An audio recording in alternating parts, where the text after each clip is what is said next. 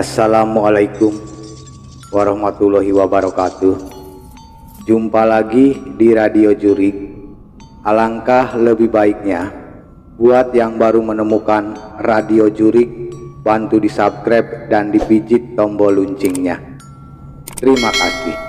Kali ini Radio Jurik memiliki cerita yang berjudul Rumah Tua, Liburan yang Menakutkan. Kita langsung aja ke ceritanya. Selamat mendengarkan.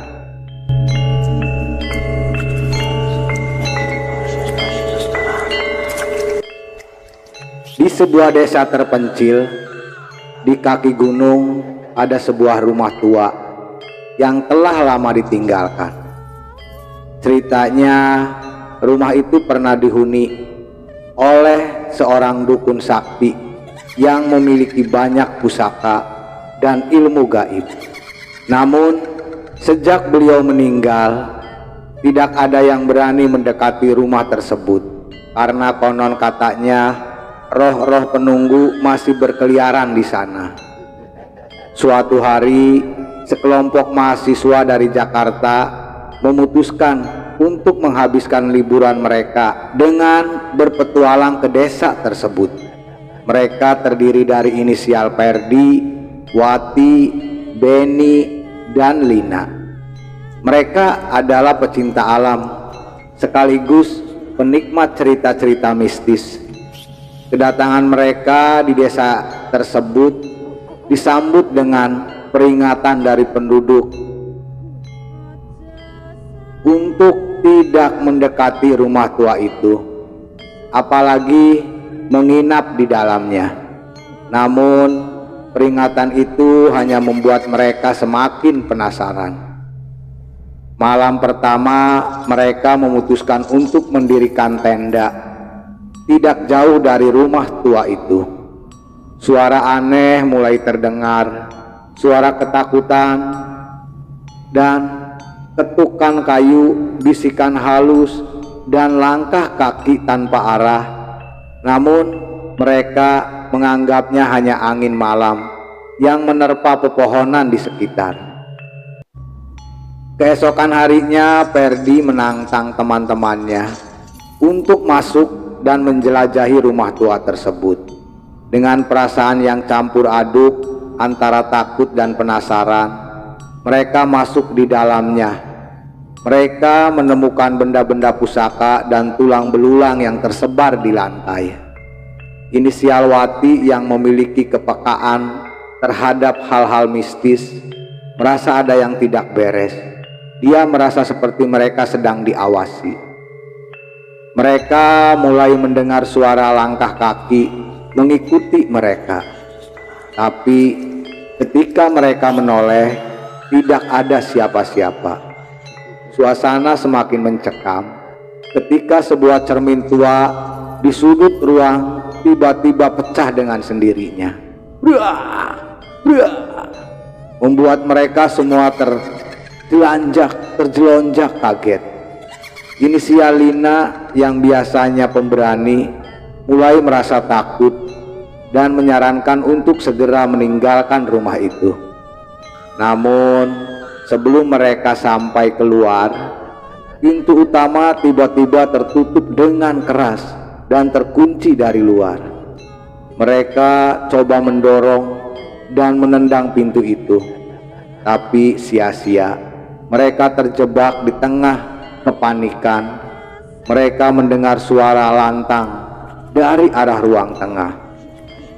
"Kalian telah mengganggu ketenangan tempat ini. Hei, kalian telah mengganggu ketenangan tempat ini." Suara itu dingin dan menyeramkan, membuat bulu kuduku mereka berdiri. Beni yang tidak percaya dengan hal-hal mistis mencoba mencari jalan keluar lain. Dia menemukan sebuah jendela kecil di belakang rumah yang cukup untuk mereka lalui satu persatu.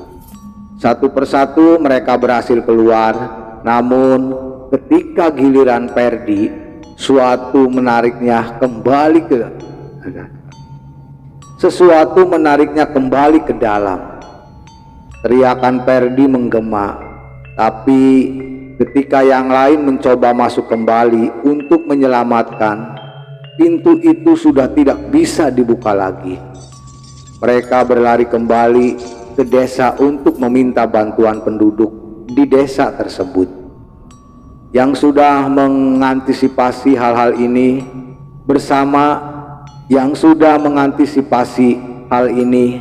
bersama-sama melakukan ritual untuk membuka pintu rumah tua tersebut. Ketika berhasil masuk, Perdi tidak ada di dalam. Yang tersisa hanyalah jaketnya yang tergeletak di lantai dengan noda darah.